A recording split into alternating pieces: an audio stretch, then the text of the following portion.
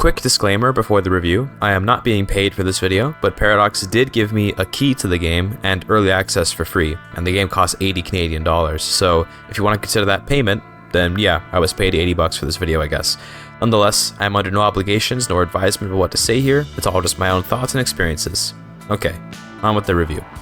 I'm a relatively new member of the World of Darkness fandom, and hilariously, I discovered the franchise through the Princes of Darkness mod for Crusader Kings 3, and after enjoying a whole lot of reading over there, I did a whole lot of reading in Vampire the Masquerade Bloodlines, a timeless classic. That game is, in my opinion, kind of hard to judge. It's difficult to be that guy, but I found it to be a kind of boring game.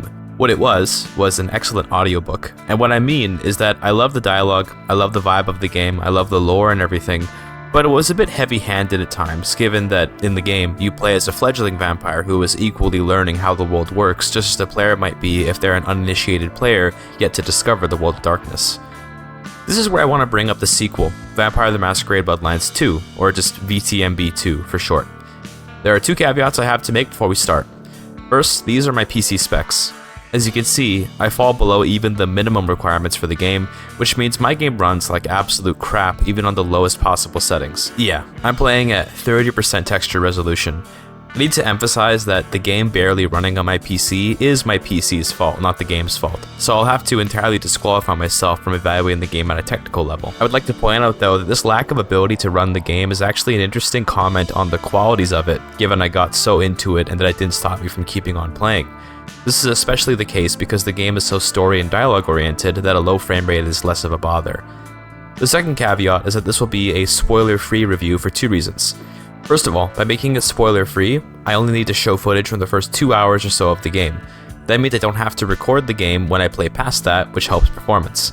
The second reason is that pretty much the entire point of the game is the story and the dialogue, which is what most of this review will be centered on. That does mean I'll spoil the first about 2 hours of the game, lightly. I'm not talking about like every detail, but you know, the major inciting incidents that spark the plot, which get revealed in the first hour or so, and then some information on some characters, basics like that. Nothing that would, in my estimation, ruin this book of a game. I don't know if it's the game's intention to essentially be a book more so than a game, but it ends up being that, and I don't have too much of a problem with it. With that, let's talk about the game some more. And I want to add that any regular viewer of my channel, this game is definitely not a grand strategy game, but if you're a Crusader Kings 3 player, and you like stories and roleplay and all that good stuff, this game could be right up your alley. I would be remiss to not mention that there is a map in this game, therefore it is a map game, and of course that one of the best total conversions for CK3 is based on the World of Darkness. So you know, you could play this game first and go enjoy the mod, or vice versa. Point is, the games are connected to some extent. Anyway, let's start with talking about the introduction to the game and the central plot. The game opens on Doc Mitchell checking to see if you're okay, at which point you kill him and try to understand what's going on. You're an elder vampire, about 300 years old, that has recently awoken from torpor. His or her name is Fire, known in legend as the Nomad. Now, there are two kinds of players that will launch this game. Those that know what torpor is, and those who don't. VTMB 2 has to figure out a solution to that problem, as laborious dialogue explaining the intricacies of the game's lore would be both boring to those who already know it, and inappropriate considering that you're playing an elder vampire who presumably knows all of it already. The solution the game settles on is for just a handful of the most important concepts to be explained by Fire, in a sort of, yes I am centuries old, but I still know what's going on, as other characters sort of wonder about you, while the rest of the concepts are explained via the Codex. I found myself checking the codex just out of curiosity, but for the most part, I knew everything the game was bringing up, and on account of that, I had a very smooth experience. It was easy to slide into the role of Fire and get an idea of the roles of individual characters based on their clans and other characteristics. The best example I can give is the curiosity that entered my mind when the game's deuteragonist, God I love that word, entered the stage. Fabian is a Malkavian detective whose presence becomes known when Fire gets a burning pain on their hand from a strange mark. You learn within the first half hour of the game that Fabian uncovered Fire in torpor, and having just awoken, the beast, which is the animalistic hunger that all vampires fight against, took over Fire, and they diablerized Fabian, which is when a vampire drains another vampire dry, gaining all their strength. See what I mean about all the terms? Here's an example of how the game explains diablerizing in that style of Fire explaining it. Diablerie, right? The complete draining of one kindred by another, so that the Vitae's power is consumed. Yes. To be clear, this sort of thing is not common. Usually the game will just say things, and if you want to know what it means, you'll have to check your codex after the fact. Where I can see this being frustrating is that if you know nothing about the World of Darkness and you're in some tense dialogue, and a term gets dropped that you don't know, you can't check the codex mid-conversation. You have to wait until you're back in regular gameplay to look at it. This game does not hold your hand with regards to such terms, and I'd honestly recommend that you be reading the codex every chance you get if you want to know what's going on. Anyway, the central plot of the game right from the start is figuring out what this mark on your hand is, and as you go, the plot will thicken. Your initial moves are to get approval from the local Camarilla court to stay in the city, after which to reveal more might be spoilers, so we'll stop it there.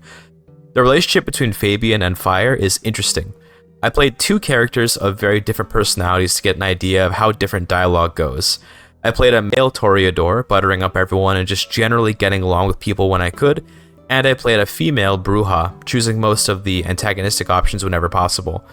From what I could tell, no matter how rude you are to Fabian initially, he will try to help you out, which makes sense given he has nothing better to do as a disembodied voice. Where I really felt the disconnect was as my Bruja character, where I basically told Lou Graham, the character that gives you permission to see the Prince of the Court, that she was nothing, and that I don't like her. I would advise you to show the respect which my years and name grant me. I don't know your name though, do I? Only that you're fouling the air of my apartment. She ends up giving you her blessing to see the prince no matter what you say, but again, the plot of the game hinges on your ability to, well, not be executed, and I think the game does cover its tracks with regards to Lou's behavior, and that Fire is a legend, and for later, spoilery plot reasons. How serendipitously the chips do fall. After 100 years, the Nomad emerges again here in my parlor. Fire is the Nomad, and Lou knows who the Nomad is, so if nothing else, she wants to see what you'll become just because you're a legend. In that sense, I find it's relatively rare that your behavior will have an exceedingly strong influence in the short term on events in the game, but in the long term, there's more going on. Lou's opinion of you will matter later on, and your dialogue choices, as shown by the telltale style Lou will remember that notifications, will influence her opinion of you. BTMB2 is a slow burn game in that sense. It's a long game, and it's a lot of dialogue. Well-written dialogue, I should add, but we'll talk about that more later. The other plot in the game, aside from Fire's mark, is Fabian's fate. As we play the game, we'll experience memories of Fabian from before he passed away, and he's investigating some mysterious murders. At first, these Fabian scenes are pretty disconnected from the overall plot, but things will start to make sense as you play. Fabian's gameplay definitely does an excellent job of giving you the Malkavian experience, in that lots of fun dialogue comes up and lots of hints at future events for those willing to decipher the plot a bit. The thing is, Fabian talks a lot, which will be good for some, bad for others. If you were thinking Fabian's scenes would be akin to playing a detective-style game, you're dead wrong. Fabian's sections of the game are more or less entirely guided by Fabian's inner monologue, and as such, you don't do a whole lot of investigating yourself, unless you want to, of course. Again, as a Malkavian, Fabian's dialogue and experiences are sometimes more revealing of something greater than they actually are. I'm going to add here that, personally, I think Fabian is wonderfully written, and I grew very attached to him as I played, so to me, these sections are great despite their linearity. In fact, I wish there were more, just so I could enjoy more dialogue. Anyway, a solid example of being able to read into Fabian is that he tells you that something happened to the prince and that you can't meet him. He tells you to meet Lou Graham instead, and if you were paying attention in the tutorial, you could pick up on some police officers talking about how something happened to some guy named Campbell. Watch your step. This floor's no good. I wonder what really happened to that Campbell guy. Fabian calls the prince Campbell, and when you meet Lou Graham, she mentions that he's been killed. I think it's time you got permission to walk the streets. Indeed, from the prince of this city. Prince Campbell, yeah. Yeah, but... I don't know, there's something... I can't say why, but... Not him. Not right now. If you were paying attention, it's possible you already surmised that Campbell was the prince and was dead based on the cops' lines and Fabian's lines. I don't really count this as a spoiler, since this information will be revealed to you within the first hour or so of the game. Now, the pacing of the plot is where I have a major issue. I'm not spoiling anything directly here, but of course by describing the pacing of the story, I am inherently revealing something about it, so if you're worried about that ruining the story for you, please go ahead and skip to the next chapter now. I'll give you a second to alt-tab in case you're playing League of Legends. Consider uninstalling it while you're at it, by the way. You should play games that treat you better. Okay, spoiler avoiding folks are gone? Great. The beginning of the game is intriguing. Lots of characters, lots to learn, and a big mystery about you and your hand. That starts to really drag out into the mid-game as new antagonists are revealed and we do what can best be summarized as fetch quests and free roam combat in the city to counteract them. At first it was a nice change of pace to engage in some of the banalities of the Camarilla's world, but it very quickly drags because there are very few interesting conversations to be had with the game's selection of characters. Once you're past the mid-game, the late game kind of sneaks up on you, and suddenly you've got yourself a game complete screen with almost no payoff to any of the arcs of the characters. This to me was a serious fumble, serious enough that it spoils much of the joy of the first couple hours of the game. I went from really liking this game's plot, and itself as a whole, until around the midpoint where characters were no longer as chatty, and Fire no longer talked about themselves as much. Even Fabian's plotline felt like it was becoming less intriguing and more predictable. Now, obviously, since his plotline is a mystery, it makes sense that it starts to come together, but because it's so linear, it's not like you're figuring that out. The game is just deciding that now you get to know some things, and it all feels very unearned. Also, the game has one of those decisions that will ruin your game ending if you do it. I'll keep this as spoiler-free as possible, but I advise you, and disobey at your own peril, when given the opportunity to embrace a mortal, do it, or else be locked into an awful ending. I hate stuff like that, and that was the ending I ended up with on my first playthrough because, of course, in my roleplay, my Toreador Fire was too picky about his choice of child to possibly embrace just anyone. With that, you have the two main plot threads, and personally I find them compelling enough, but they end up being pretty lame. Instead, it's the characters that really motivate me to pursue the story, so we'll talk about a few of the key folks and their dialogue now. I find most of the characters to be a real joy to talk to. The meat of VTMB2 is talking, and were it not for the quality writing and characters, I wouldn't be liking that very much. The first character to talk about is actually Fire, because despite being the player's canvas upon which to roleplay, Fire has their own history and personality. I got this feeling right from the start of the game, when Fire asks Fabian about the integrity of the Masquerade. Seattle's court is serious about the Masquerade. You attract mortal attention. They'll put you down like a horse with a broken leg. As it should be. It was Fire's judgment that the Camarilla's execution of Masquerade breakers is the right thing, not mine, but it makes sense given the game won't function very well if you're some kind of Sabat version of Fire, at least in the beginning. No spoilers, of course, about Fire's future beliefs. Fire's history is undersold in my opinion. You as the player more or less construct it as the game goes on, picking dialogue choices that suit what your version of Fire would be. As my Toreador character, I chose options that would label Fire a wealthy aristocrat from Constantinople and a member of high society that traveled the world. As Bruja Fire, I picked dialogue corresponding to being a warrior, and one that specifically fought Napoleon's armies at Cadiz. I aided Cadiz when Napoleon invaded after his exile. It was the only city that never fell to him. I spoiled the ambition of a tyrant and others. Why stand against him? Political ideals? Or did he just look at you funny? No mortal has the right to be monarch. That line about no mortal having the right to be monarch feels very appropriate for a Bruja, and this furthers the idea that although you're role-playing Fire, they are their own person that you get to influence rather than some kind of blank canvas. The problem is that throughout the story, I would have expected more opportunities to expand on Fire's history, but it turns out that only 3 or so dialogues that I could find anyway will expand Fire's story, 2 of which are in the super early game. The bigger problem I have with Fire is that on account of their age, they'll always be a sort of stoic, authoritative, powerful figure. You can't play some kind of scrappy Bruja or esoteric, lacking in confidence, shady Tremere kind of thing. It feels like Fire works best as a Toreador or Ventru because of how they're written. Even when I did pick the Bruja dialogue options, I never really felt that Bruja sense of will to it. Here's a scene of Bruja Fire meeting another Bruja, and you can feel the difference between the two despite their shared clan. Apologies ahead of time for the frame rate, like I said I can barely run the game when I'm recording it.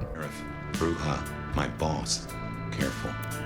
Well met, kin. The hell you call me runoff? Only what I would call anyone who hailed from the learned clan. Motherfucker. You really ain't no thin blood, are you? Thin blood. Of weak heritage. A latter generation. They are common here? The hell kind of rock you been hiding under? Yeah, they're common. Like fleas on a street cat. Now, look, this could be chalked up to Fire having been asleep for 100 years, but they don't speak like they're from the 1920s, and they don't speak differently depending on their clan. There's also this idea that, given Fire's reference to the learned clan there, that Fire is more leaning on the true Brujah side of things, as the Brujah, before being more physically oriented as a clan, were actually a clan of philosophers and thinkers. That being said, the divergence of the true Brujah and the Brujah happened long before Fire's time, so that wouldn't make much sense either. Not to mention that's like a turbo nerd level of reading into the dialogue, and obviously isn't the case since the true Brujah are tiny in number and usually members of the Sabbat, which Fire is assuredly not. Now, not every Brujah has to sound like the sheriff we just saw. If you played the first game, you might remember Nines. Nines is not an angry or rude person. You showed up. Good. Here's what I gotta tell you. And so you know, I don't lecture, I don't rap, I'm no bureaucrat. I'm just a guy out of nowhere came to be involved in something 500 times bigger than you and me. See, he's a Brujah, and he's got manners, but the way he talks has an emphasis on his free spirit and dislike for authority and rules, which is a common trait of the Brujah. Fire will never sound like they fit in with the Brujah on account of not just the voice, but their choice of words and how they talk. It just won't happen, again, unless we buy into some kind of super esoteric true Brujah conspiracy. In reality, having to rewrite dialogue for every clan's version of Fire would be an immense pain, and maybe delay the game to 2030 or something, but it definitely hurts compared to the immense difference in characterization of each clan in the first game. I didn't have this disconnect as Toreador Fire at all, given the writing style definitely suits the more artsy and upper crust clans, but even then, if I'd wanted to play a Fire that spoke with flowery, poetic language like some Toreador do, then I'd be out of luck. Basically, Fire's inherent personality doesn't feel well suited to the Brujah in particular, but otherwise fits the other clans. I don't actually know a lot about the Bandu Hakim, which makes a surprise appearance here, but I get the feeling Fire would feel out of place with them too, to be honest, as he's not particularly righteous or brooding type of character. The other major character you'll be both playing as and talking to is Fabian. I tend to quite like him. He ran the risk of coming across as annoying because of how often he talks, but he actually manages to restrain himself to only really saying things worth hearing, and those things he says being well written and delivered. He likes to comment on how you handle situations and how you talk to people. He has a kind heart, and for my Toreador Fire, we tended to agree on pretty much everything. As for Brujah Fire, the two tended to disagree. I say that, but I should be clear that any clan can roleplay any personality, in that Fire can be a Toreador that's mean to people, or a Brujah that tries to butter everyone up. That's your choice based on your dialogue picks. Fabian will, during dialogue, provide some advice about the people that you're meeting, which you can take or leave alone. Sometimes his ideas are good, sometimes they're not, so it's up to you to use your head as you play. One of the best parts of the game to me would be whenever I finished a night and went back to the Haven, since at that point, Fabian will chat with you and summarize the events of that night. He'll weigh in on your choices and give his perspective. He may even admit that the way you handle things is better than what he may have otherwise advised, which is nice. He'll also spark some theories and ideas about where the plot is going, using his Malkavian hint-dropping techniques that often make those characters so interesting to play around with. Usually when you end a night, you play a memory of Fabian, and there's a whole other plotline going on involving many of the very same characters that you're meeting as Fire. Since Fire too sees the dreams, it makes complete sense to use those dreams as information about how to treat people in Fire's time. It really makes for a cool dynamic that has you paying attention to what's happening. Fabian is significantly less of a canvas than Fire is, in that he's already got established relations with the characters of the world, and he's got a strong personality that won't bend to your roleplay will. Your dialogue options in Fabian's sections amount to progress the story and learn some details about Fabian or whoever he's talking to. I think the game realizes that because you're not really role-playing Fabian, it's best to keep these Fabian sections short and linear. They're memories that you explore, not opportunities to be developing your character or anything. Like I mentioned earlier, these detective memories are mostly just you recounting Fabian's steps rather than an actual game of playing detective. Beyond those two, the rest of the game's cast of characters tended to be very interesting to me, except for the Primogens, who are leaders of the clans in the city. I don't really care for any of them, as they mostly serve the gameplay purpose of unlocking new powers for you.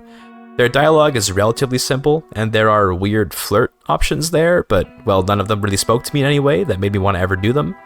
It's hard to reveal more about the characters without spoilers, so I'll simply say that characters do indeed speak to you differently and act differently based on how you interact with them, and the dialogue is written well enough and with enough purpose that I only very rarely ever skipped any lines.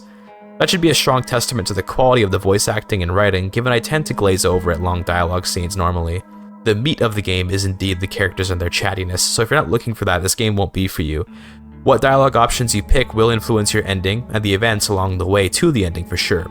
My big gripe with the game's characters is, and take this as a compliment if you want, that we don't get to talk to them more.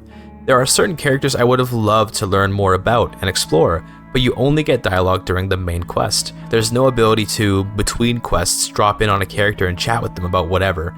For example, I got attached to quite a few characters in the game, and several times I checked in on their hideouts or places where they tend to hang out, and they just wouldn't be there. I'd have loved to talk more, or get their opinions on the situations of the game, but alas, if the character doesn't appear in the main quest, they won't appear in free roam. With that, the other aspect of the game, the combat, is extremely mid, in the true sense of the word, so let's rip off the band-aid and talk about that. Combat in Vampire the Masquerade Bloodlines 2 is pretty simple. You beat people up, and they get staggered eventually. Once they're staggered, you can feed on them. There are weak enemies, usually ghouls or mortals, that are basically just medkits, and there are strong, thin blood vampires who are like mini-bosses, then actual bosses who are somewhat unique fights all their own. There are more enemy types later on, but they aren't hugely different or innovative really, and I can't reveal them without spoilers, so just trust me on that. You have powers based on your clan, but you can unlock all the other powers by doing side quests for the Primogens and by feeding on mortals with high resonance. As a Toreador, I used the Entrancing Kiss power to trivialize most combat by just finding the thin blood with a shotgun, kissing them, then feeding on the ghouls so that they would weaken. By feeding, I reset the cooldown of my Entrancing Kiss so that if the effect wore off, I could put it back on and then repeat. Once the only enemy left is the thin blood, you can just beat them up while they're entranced or exploit the brain dead AI to make them enter a search mode, at which point you can stealth kill them. Thin bloods take a max of 3 stealth kill attacks to actually take down, so you do 1, then run away to a roof where they can't see you, and repeat. Now, here's the thing. Sometimes the combat actually feels pretty good because it does have some nifty melee moves. I love dashing to the side and doing the sick roundhouse kick, but beyond that, it's pretty meh. It's a power fantasy really, as you are indeed a high-level vampire and the people you're fighting are mostly no match for you, assuming that you use the dodge mechanic and especially if you use your abilities.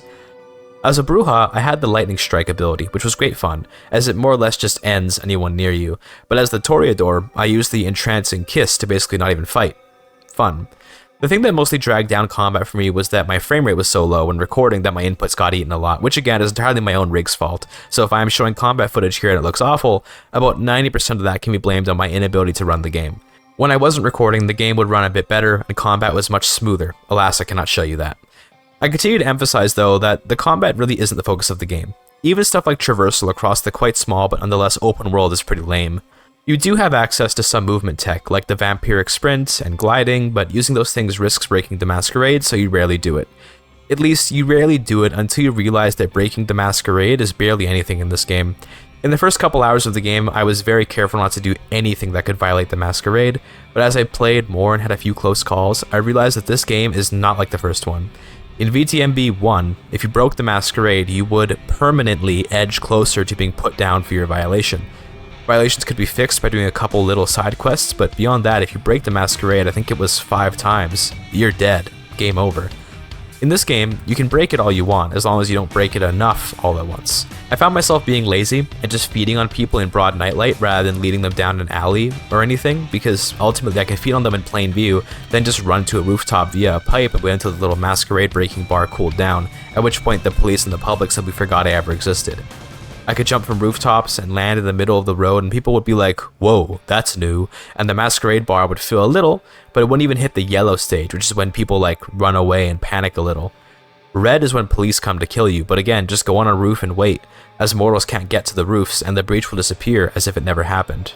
I think that this change is probably for the best for the game, given in the first game it was sometimes hard to know if what you were doing would break the Masquerade, so sometimes you'd break it without knowing why and with high consequences.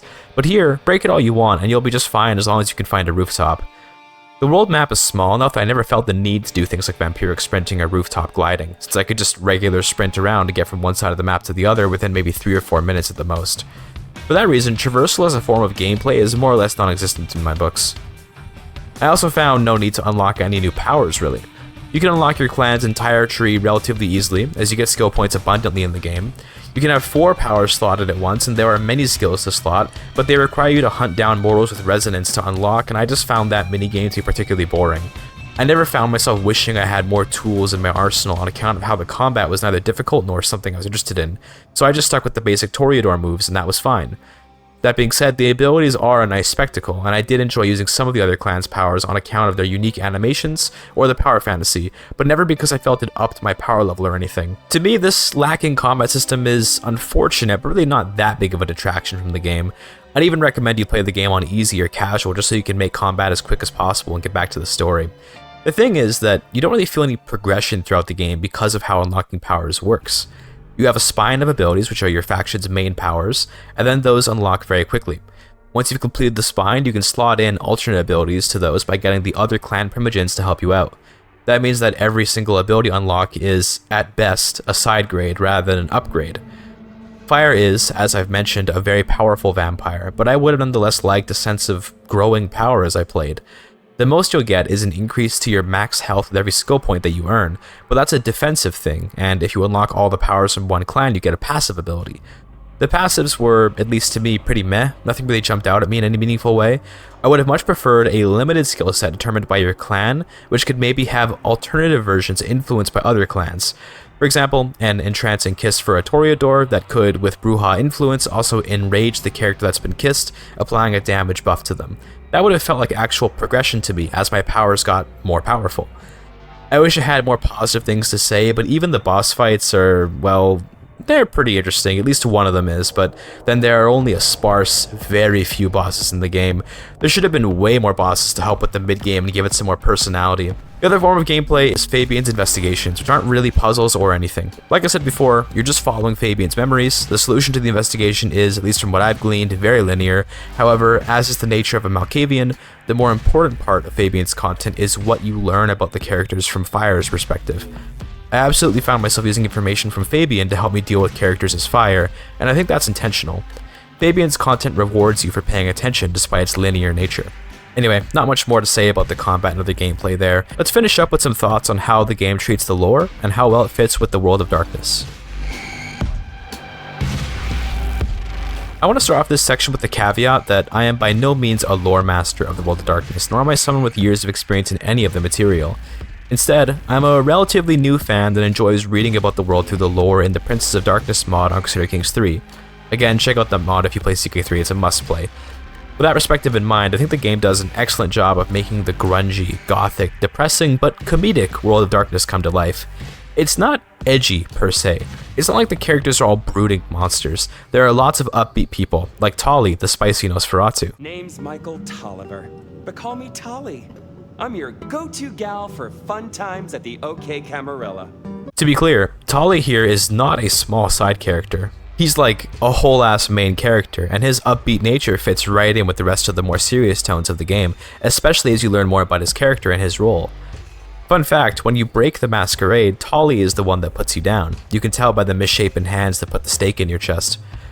The World of Darkness has, in my experience with it, always been this contrast of serious gothic tones and comedic relief, so it feels pretty fitting. This cast of characters all do a great job and have intriguing backstories that I'm always looking to learn more about. You can also get some pretty serious changes to their interactions with you based on how you talk to them, and the game I think does the right thing by indicating to you how they feel. If you don't get the hint, Fabian will usually also let you know how you did. In terms of the streets of Seattle, I'm actually from Vancouver, just north and across the border from Seattle, and I'm a bit surprised at how snowy it is in-game.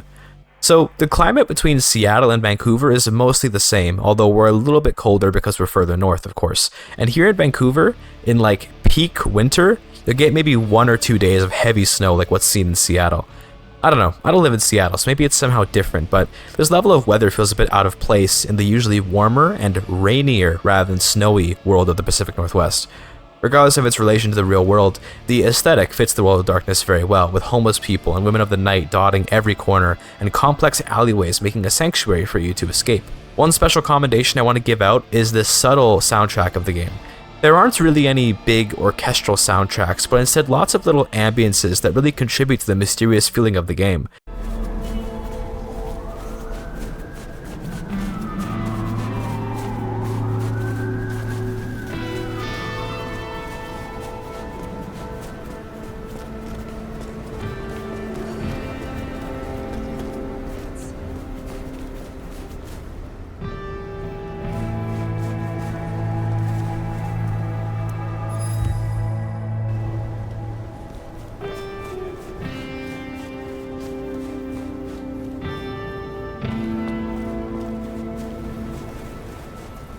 The music is a huge boon for how the world feels and brings you into the game very strongly in my opinion. The sort of run-down nature of everything and the royalty of the Camarilla feels well fitted into the modern world, with the Ventrue aristocrats showing their disdain for the lesser clans at every opportunity. I don't know. I don't have much more to say about it, except that the world feels indeed true to the world of darkness in my estimation. The one thing I'd point out, and it's pretty minor, is that the power levels on vampires can feel kind of strange. So, Fire is a pretty old vampire, but they've got this mark on their hand that's limiting their power. Nonetheless, thin blood vampires, which should be total pushovers to even a relatively young vampire, can indeed put up quite a threat. A thin blood with a shotgun on normal difficulty won't instantly kill you, but they'll put you to half health if you're not careful. Not to mention, even ghouls can stagger you while charging a heavy attack with a simple punch. I'm not saying ghouls shouldn't be able to even hurt someone like Fire, although that would indeed feel appropriate given how old they are, but Fire really should be able to just punch through a ghoul with little effort and not be physically staggered by a punch. In case you think this is purely because of their mark weakening them, it's important to note that some bosses in the game are indeed like this, in that they literally wouldn't even feel an ounce of pain at an attempt of a ghoul to hurt them, and Fire will defeat them in boss battles. So if Fire can, albeit with difficulty, defeat someone like that, why can a ghoul stagger them? Do you see my point? Nonetheless, that's just combat, and who cares, right? This game is barely even about combat.